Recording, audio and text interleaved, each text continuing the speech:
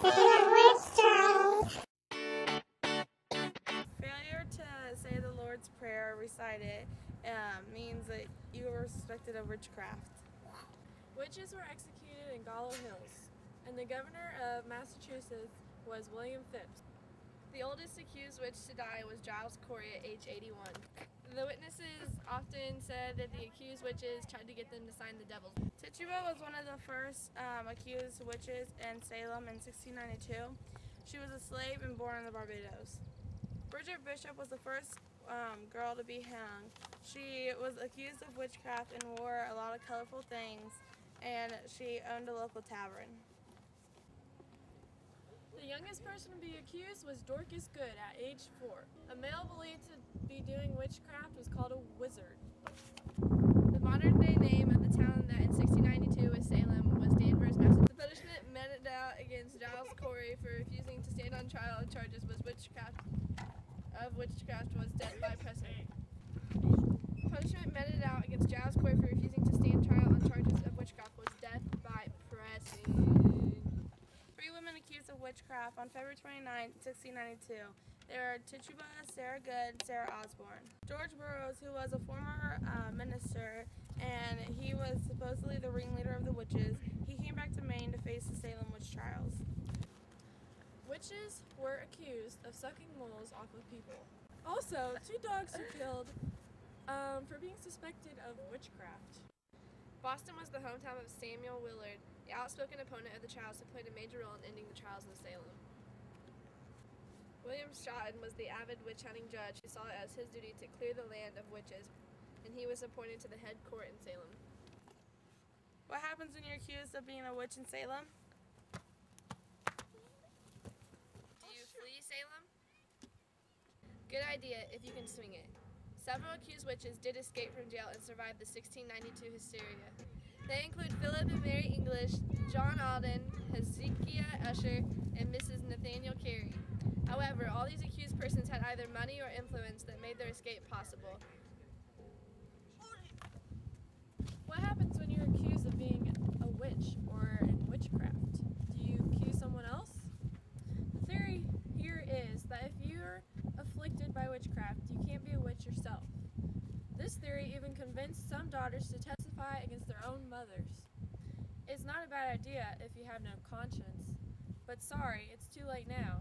You should have thought of this idea a few years ago. Now, your accusation will look like an obvious attempt to distract attention from your own guilt. The accusation of witchcraft has been made against you, and you're still going to have to deal with it. Pick another option. You can't pick someone. You can't accuse someone else. You did it! Oh! Do you get pregnant? It sounded like a silly idea, but when you were convicted, you would not get killed because the baby didn't deserve it. And that was called a reprise for the belly. You still might be executed eventually, but the hope is that after the 9 months, you'll be free. One slight problem is that who will you find in jail to impregnate you? Witch! Do you confess?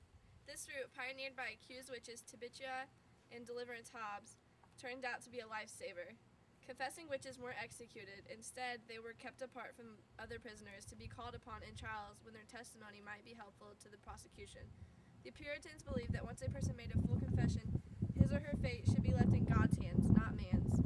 55 persons in Salem area confessed to witchcraft in 1692, adding substantial credibility to the initial charges of witchcraft made by the afflicted girls. Do you really want to admit to being a witch? Is this something you want to on your resume? If not, try another option. Witch! What do?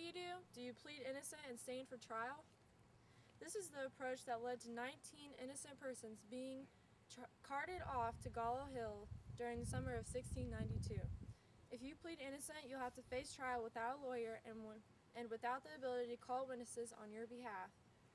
Answer any unanswerable questions. If you're a witch, how do you answer questions like why a girl falls into fits the minute you walk into a room? All before a court that unanimously believes in witchcraft and believes that you're guilty. Even in the one case that the jury came back with an acquittal, the trial of Rebecca Nurse, the court sent the jury back to reconsider the verdict. The second time around, the jury found Nurse guilty. You'll face spectral evidence, and how do you propose to convince the court that your apparition was not doing all this work on the part of the devil? Just what exactly were you doing on 9:15 on April 23rd? The approach looks hopeless. You better try another option. Stupid witch. You refuse to stand trial. Refusing to stand trial means that you'll get an unpleasant way of death, which involves piling heavy stones on your body until you either agree to stand trial or you're crushed to death. I don't think you want to go through this. You better try a different option.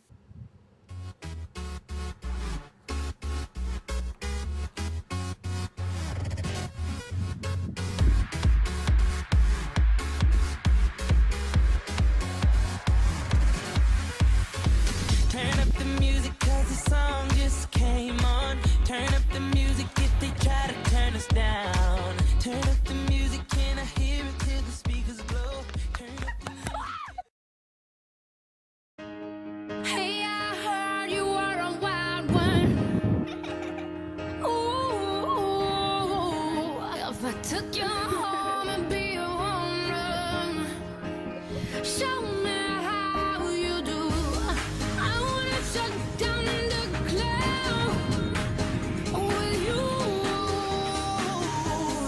Hey, I heard you like the wild ones, wild ones, wild ones.